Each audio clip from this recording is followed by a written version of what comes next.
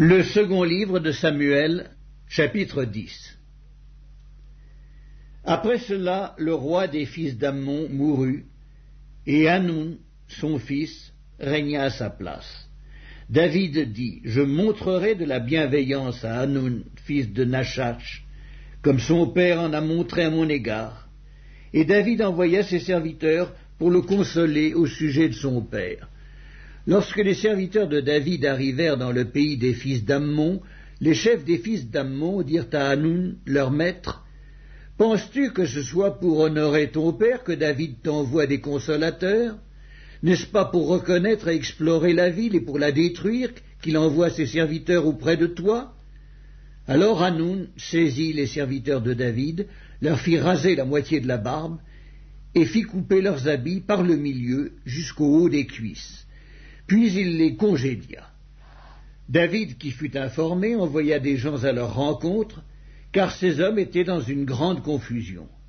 Et le roi leur fit dire, « Restez à Jéricho jusqu'à ce que votre barbe ait repoussé, et revenez ensuite. » Les fils d'Ammon, voyant qu'ils s'étaient rendus odieux à David, firent enrôler à leur solde 20 000 hommes de pied chez les Syriens de Beth-Rehob, et chez les Syriens de Tsoba, 1000 hommes chez le roi de Maaka, et 12 000 hommes chez les gens de Tob. À cette nouvelle, David envoya contre eux Joab et toute l'armée, les hommes vaillants. Les fils d'Ammon sortirent et se rangèrent en bataille à l'entrée de la porte.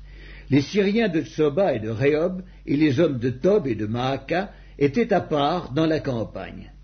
Joab vit qu'il avait à combattre par devant et par derrière. Il choisit alors sur toute l'élite d'Israël un corps qu'il opposa aux Syriens, et il plaça sous le commandement de son frère Abishai le reste du peuple pour faire face aux fils d'Ammon. Il dit, « Si les Syriens sont plus forts que moi, tu viendras à mon secours, et si les fils d'Ammon sont plus forts que toi, j'irai te secourir. Sois ferme et montrons du courage pour notre peuple et pour les villes de notre Dieu, et que l'Éternel fasse ce qui lui semblera bon. » Joab, avec son peuple, s'avança pour attaquer les Syriens, et ils s'enfuirent devant lui.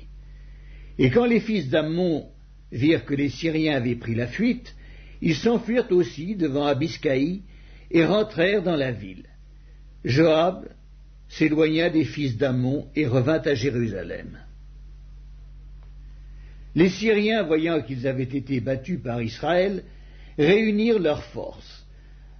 Hadarézer envoya chercher les Syriens qui étaient de l'autre côté du fleuve, et ils arrivèrent à Élam, avec à leur tête Shobak, chef de l'armée d'Hadarézer. On l'annonça à David qui assembla tout Israël, passa le Jourdain et vint à Élam. Les Syriens se préparèrent à la rencontre de David, et ils lui livrèrent bataille. Mais les Syriens s'enfuirent devant Israël, et David leur tua les troupes de 700 chars et 40 000 cavaliers.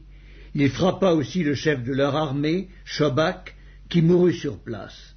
Tous les rois soumis à Hadarézer, se voyant battus par Israël, firent la paix avec Israël et lui furent assujettis.